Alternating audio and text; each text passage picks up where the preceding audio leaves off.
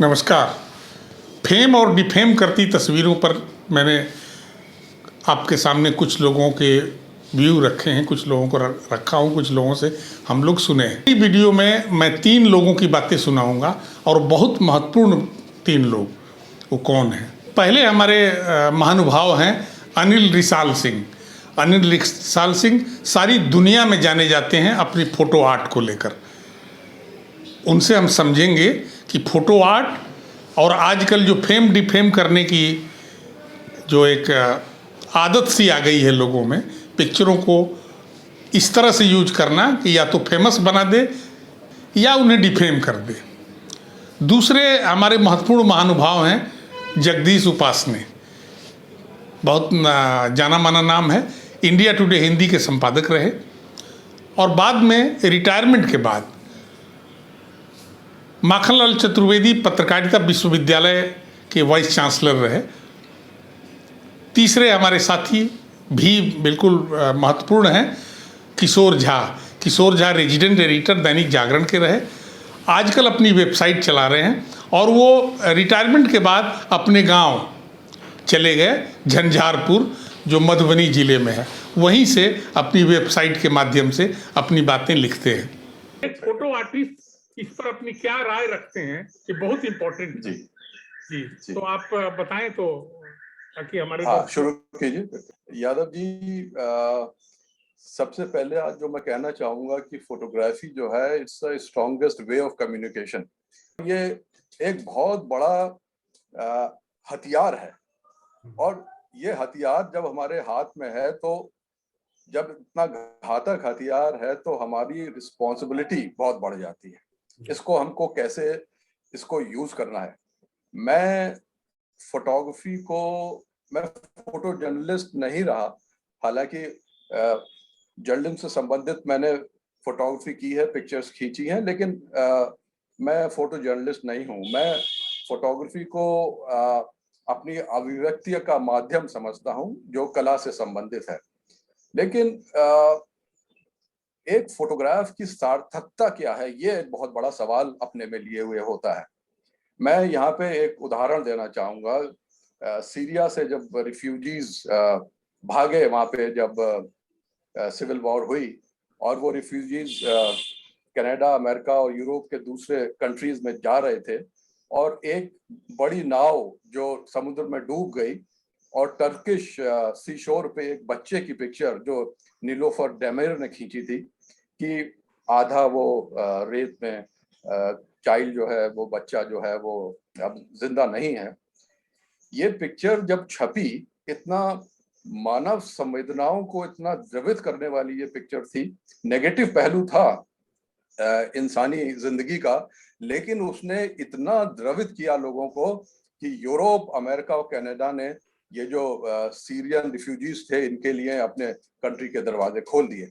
यहाँ पे as a sensation ये पिक्चर यूज नहीं हुई। इसकी सार्थकता ये थी कि वो रिफ्यूजीज थे, उनके लिए इन देशों के दरवाजे खुल गए। और मैं बिल्कुल ये मानता हूँ कि फोटो जर्नलिज्म में जो एक फोटोग्राफ का महत्व है वो बहुत ही ज्यादा है, क्योंकि जैसा कहा गया है कि शब्दों से कहीं ज्यादा एक अच्छा फोटोग्राफ अपने आप में कह देता है। तो सिर्फ सेंसेशन के लिए या हमारे फोटोग्राफ में विभत्सता नहीं होना चाहिए, ये मेरा मानना है। बीइंग अ फोटो आर्टिस्ट, मैं अपने छायाचित्रों के द्वारा खुशी बखेरने की कोशिश करता हूँ। और फोटो जर्नलिज्म एक अलग क्षेत्र है। सवाल उठता है कि वास्तविकता दिखानी पड़ती है। बिल्कुल इस चीज से मैं सहमत हूँ, लेकिन हम मनुष्य के जीवन से जुड़ी सारी वास्तविकता नहीं दिखा सकते और ये कहाँ तक जायज है।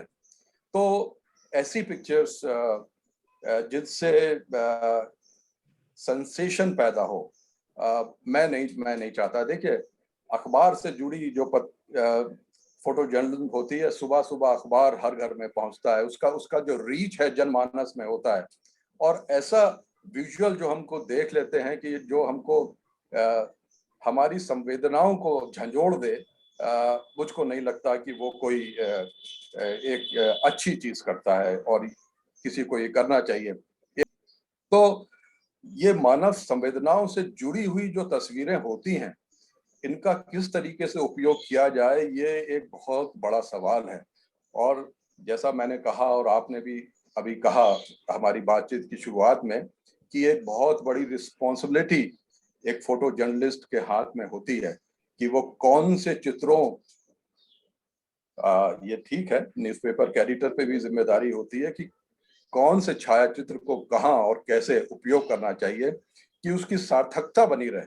तो आजकल भी दुनिया में भी और अपने यहाँ भी कुछ ऐसी इस तरह की दिखती हो और आपको फील होता हो तो कुछ बताएं, क्या नहीं होना चाहिए? जी, आपने आपने बिल्कुल ठीक कहा कि कुछ इस तरीके के छायाचित्र अखबारों में छपे, तो वास्तविक स्थिति थी, भयानक स्थिति थी। लेकिन जैसा मेरा मानना है कि हर एक वास्तविक स्थिति को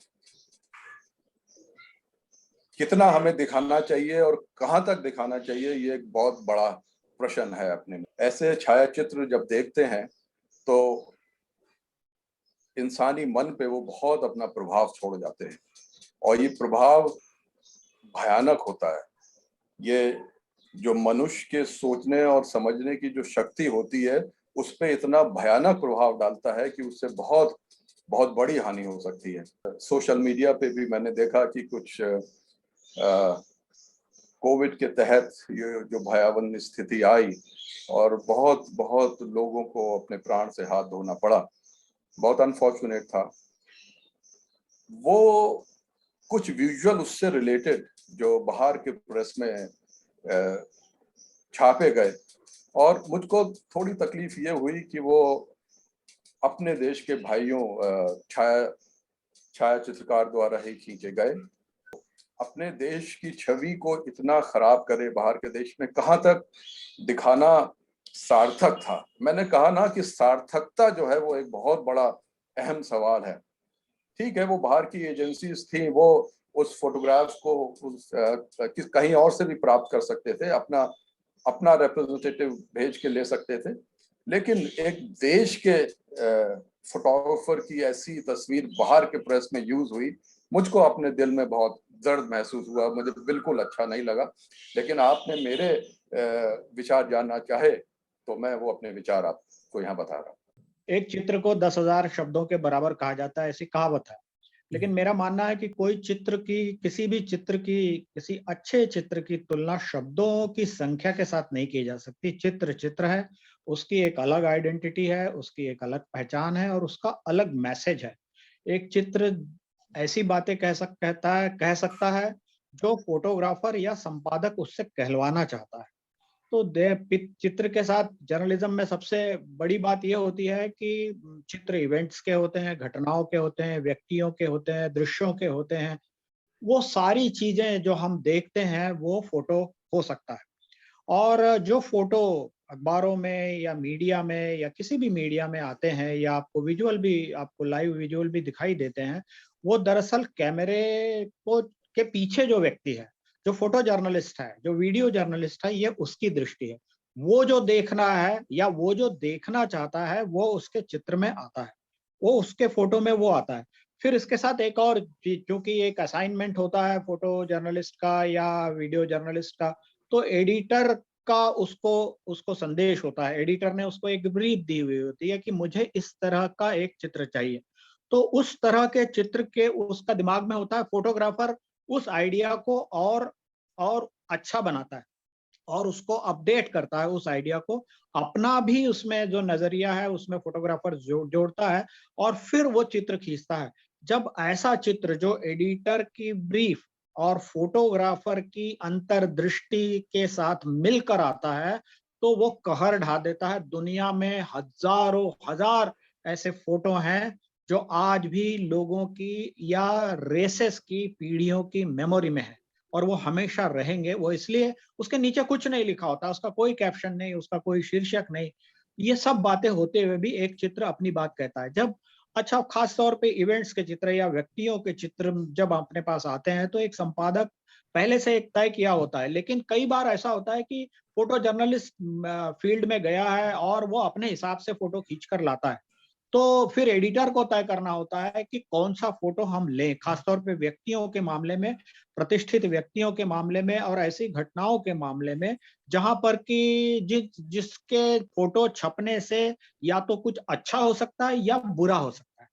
तो ऐसे मामलों में एडिटर को वो नजरिया देखना, वो ध्यान रखना पड़ता है कि उनको कई बार ऐसा फोटो होता है जो बहुत टेलिंग पिक्चर्स होता है, बहुत टेलिंग पिक्चर होता है, बहुत ही बढ़िया बात कहता होता है, लेकिन मन मारकर एडिटर को उसको रोकना पड़ता है क्योंकि उस फोटो के छपने से जो संपादक चाहता है या जो उसकी स्टोरी चाहती है, जो वो संदेश समाज में देना चाहता है, जो इंफॉर्मेशन वो देना चाहता है, उससे वो परे हो जाए या वो उल्टा हो जाए। तो एडिटर इसका ध्यान रखता है।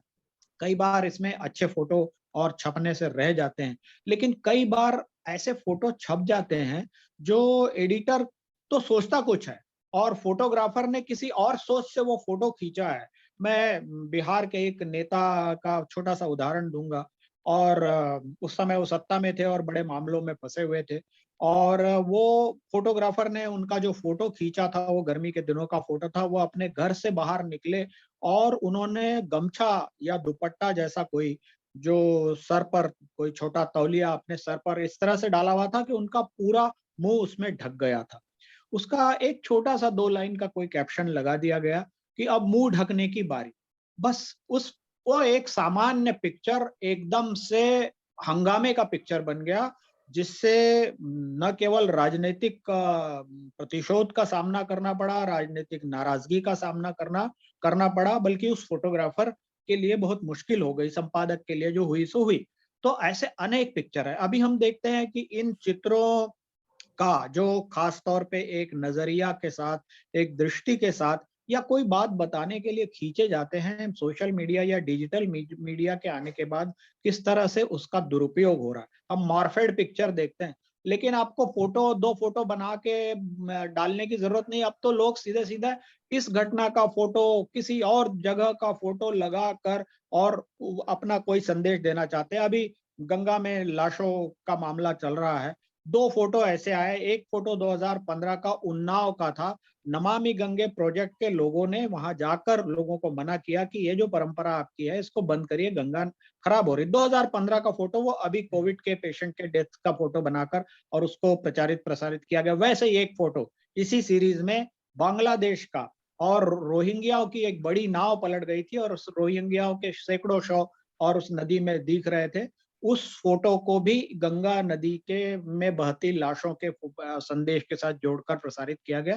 दुनिया भर में इससे देश की बदनामी होती है। ऐसा करने वाले लोग भी हैं, लेकिन इसको आप रोक नहीं सकते, लेकिन इसको एक्सपोज कर सकते हैं। फोटोग्राफर ही इसको एक्सपोज करते हैं सोशल डिजिटल मीडिया पर, और एडिटर भी इसको एक्सपोज करते हैं, या जो लोग इसको जानते हैं वो एक्सपोज करते हैं। पर मेरा मानना है कि फोटो एक लंबा टेक्स्ट, एक लंबी स्टोरी या एक लंबा टीवी प्रोग्राम की बजाय अगर आप 4 अच्छे ऑडियो या वीडियो, लाइव वीडियो दिखा दें या 4 अच्छे फोटो लगा दें। किसी जमाने में पत्रिकाओं में, अखबारों में फोटो फीचर छपा करते थे और फोटो फीचर के नीचे बहुत कैप्शन नहीं होते थे, सिंपल एक लाइन लिखी होती थी, सारा कुछ फोटो कहता था, यानी फोटोग्राफर कहता था। तो मेरा मानना है कि फोटो की ये जो संस्कृति है कि फोटो सही बात कहे, मेरा मानना है अभी भी। और अगर आपको बड़ी घटनाओं के मैसेजेस देने हैं और बड़े इवेंट्स के मतलब बताने हैं, अर्थ बताने हैं, मीनिंग बताना है कि ये मीनिंग, अब कोरोना चल रहा है, तो कोरोना की विभिन्न घटनाएं या विभिन्न उसके जो चरण हैं, उनका मतलब समाज के लिए, देश के लिए या विश्व के लिए, मानवता के लिए क्या है, ये फोटो के जरिए ज्यादा अच्छे से बताया जा सकता है। ये अगर बना रहता है डिजिटल मीडिया के इस दौर में, तो मैं समझता हूँ कि फोटो की जो संस्कृति है, फोटो के जरिए संदेश देने की, अपनी बात कहने की, वो बनी रहेगी, बल्कि और अच्छी होगी, निखरेगी। किशोर झा जी, आप संपादक रहे, कई केंद्रों में संपादक रहे। तस्वीरें जब मिलती होंगी तो छापने न छापने के लिए जो जद्दोजहद करते होंगे अपने माइंड में और साथियों के साथ चर्चा करते होंगे, उसके कुछ खास संस्मरण है तो वो 1-2 मिनट में बता दें। और कैसे अंत में नहीं लेने का और लेने का फैसला करते वक्त कितनी जद्दोजहद होती थी, उस पर थोड़ा बोल दें कि हमारे देखने वालों को बहुत इंटरेस्टिंग होगा। तो वाकई बहुत अच्छा विषय आपने उठाया है। और प्रासंगिक भी है। अभी खास तौर पर 2-3 मामले कोरोना के दौरान ही सामने आए हैं। संकट फोटो के चयन में भी हम लोगों को होता था। 2-3 मौके ऐसे भी आए जब चयन में गड़बड़ी भी हुई। 2-3 अपवाद अगर छोड़ दें, मतलब मुझे लग रहा है कि 33-34 साल के कैरियर में अगर 3-4 ऐसे ही मामले होते हैं तो ये बिल्कुल शून्य इसको कहना चाहिए। तो सामान्य बात है, वैसे ही सामान्य। अधिकतर जी जी, फिर विजन साफ है, जो अच्छी तस्वीर है वो तुरंत ध्यान खींच लेती है। एक घटना मुझे याद आ रही है, पहले मैं अपने से ही शुरुआत करता हूँ, फिर इस विषय पर मैं और भी कुछ बोलना चाहूंगा। निर्भया कांड के बाद दिल्ली में, ये याद होगा आपको कि बहुत बड़ी संख्या में लोग उमड़े थे राजपथ पर, इंडिया गेट पर, और वो राष्ट्रपति भवन के पास तक वो पहुंच गए थे लोग। तो उस दौरान फोटोग्राफर ने, मैं दिल्ली में था और चयन करने की जिम्मेदारी थी, फोटोग्राफर ने बड़ी अच्छी तस्वीर ली थी। वो पूरी भीड़ दिख रही थी राजपथ पर, बिल्कुल लोग उमड़े पड़ रहे थे, कुछ और दिख ही नहीं रहा था जनता के अलावा। तो मैंने फैसला किया उसको आधे पेज में लगभग छापने का।